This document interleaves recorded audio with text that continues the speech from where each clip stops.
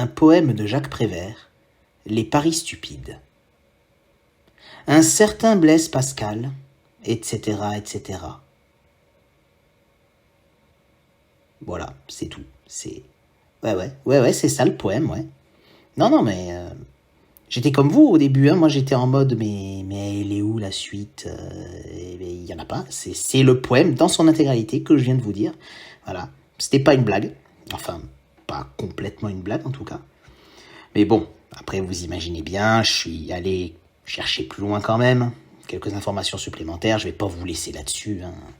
Donc je vais vous lire la page Wikipédia qui est consacrée à ce poème, parce qu'il y en a une. Voilà, donc Les paris stupides.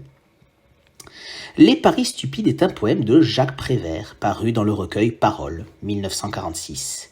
Il tourne en dérision le fameux pari de croire en Dieu énoncé par le philosophe Blaise Pascal. Ce poème reflète l'athéisme du poète. Voilà, donc vous voyez, c'est même pas une blague, c'est un troll finalement. Donc envers le fameux pari de Pascal. D'ailleurs, on va aller sur la page du pari de Pascal. Voilà, on va cliquer sur pari de croire en Dieu. Hop, et on arrive sur donc le pari de Pascal. Donc pour ceux qui ne connaîtraient pas, donc je vais vous lire le début. Donc le pari de Pascal est une argumentation philosophique de Blaise Pascal, philosophe, mathématicien et physicien français du XVIIe siècle.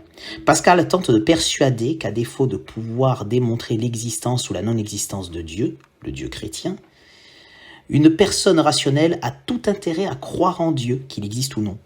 En effet, dans la probabilité que Dieu n'existe pas, le croyant et le non-croyant ne perdent rien ou presque rien.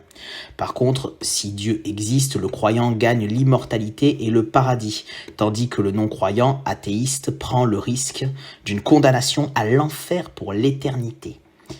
Je ne vais pas forcément vous lire la suite de l'article, comme vous en doutez très certainement, c'est une réflexion qui est pleine de biais cognitif, hein, qui a été critiqué un nombre incalculable de fois, qui a été débunké, etc.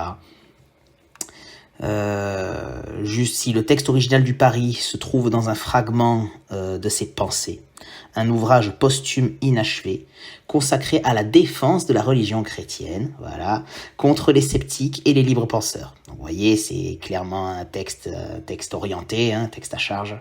Donc clairement pas du tout objectif, contrairement à ce que Pascal voulait faire croire lui-même. Hein. Il se disait rationnel, mais finalement c'était particulièrement biaisé comme réflexion.